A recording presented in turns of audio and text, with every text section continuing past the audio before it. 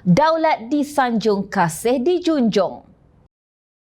Genap 5 tahun bertahta sebagai Ketua Utama Negara, Sultan Abdullah Riatuddin Al-Muzaffar Billah Shah dan Raja Permaisuri Agong Tunku Azizah Aminah Maimunah Iskandariah menamatkan penggal pemerintahan sebagai Yang di-Pertuan Agong hari ini. Istiadat keberangkatan balik Yang di-Pertuan Agong dan Raja Permaisuri Agong berlangsung bagi menjunjung kasih tanda penghargaan kerajaan dan rakyat Malaysia atas jasa dan pengorbanan Seri Paduka berdua. Istiadat khas itu berlangsung ringkas namun penuh simbolik dengan adat istiadat Melayu yang melambangkan keunikan institusi diraja di negara ini. Al-Sultan Abdullah yang melafaz sumpah memegang jawatan sebagai Yang di-Pertuan Agong ke-16 pada 31 Januari 2019 dan Tunku Azizah berangkat meninggalkan Istana Negara kira-kira 8 pagi tadi diiringi Menteri Pelaburan Perdagangan dan Industri Tengku Datuk Seri Zafrul Tengku Abdul Aziz.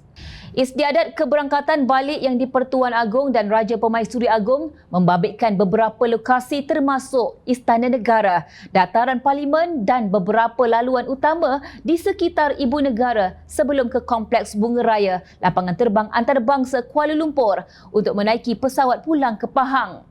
Seri Paduka yang dimasyhurkan sebagai Sultan Pahang ke-6 pada 15 Januari 2019 menggantikan almarhum Paduka Ayahanda Sultan Ahmad Shah Al-Musta'in Billah dipilih sebagai Yang di-Pertuan Agong ke-16 pada mesyuarat khas Majlis Raja-Raja pada 24 Januari 2019. Al-Sultan Abdullah akan digantikan oleh Sultan Johor, Sultan Ibrahim Sultan Iskandar yang dipilih menjadi Yang di-Pertuan Agong ke-17 selama tempoh 5 tahun bermula esok. Mufti Pahang Datuk Seri Dr. Abdul Rahman Osman menyifatkan Yang di-Pertuan Agong Al-Sultan Abdullah Riatuddin Al-Muzaffar Billah Shah sebagai seorang raja yang amat mengambil berat tentang agama. Dr. Abdul Rahman berkata, sepanjang beliau mengenali tuanku, baginda sangat tegas dalam menjaga hal ehwal agama Islam dan tidak akan berkompromi tentang perkara berkenaan.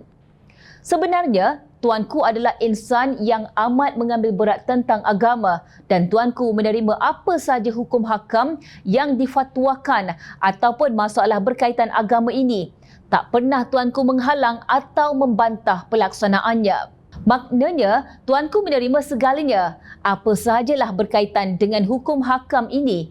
Sebagai seorang Islam, baginda menerima perkara itu. Kita juga, iaitu Jabatan Mufti, tiada halangan untuk mengeluarkan fatwa, memberikan pandangan tentang hukum hakam berdasarkan hukum syarak, katanya kepada Sinar Harian.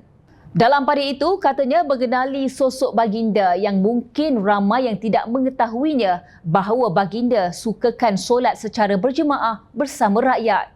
Berkaitan solat berjemaah ini, apabila tuanku tahu bahawa solat berjemaah merupakan fardu kifayah kepada umat Islam dalam mazhab Syafi'i, tuanku berusaha untuk solat bersama ahli qaryah, kata beliau.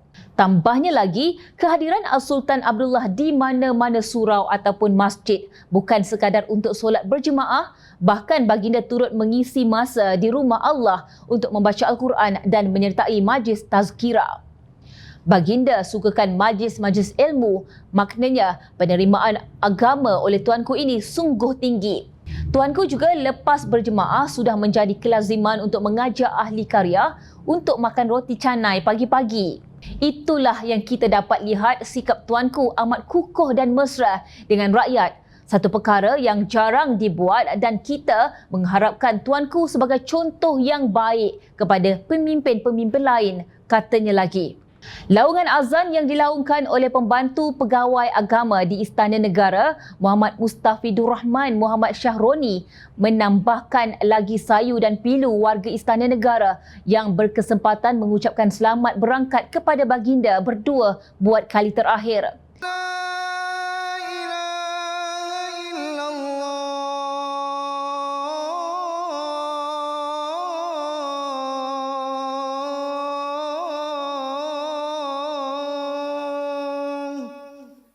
Seri Paduka dan Tunku Azizah juga kelihatan sebak ketika azan berkumandang sebelum menaiki kenderaan khas diraja.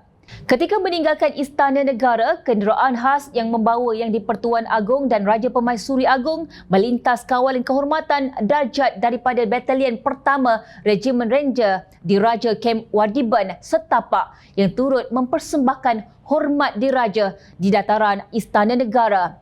Menjunjung kasih Tuanku.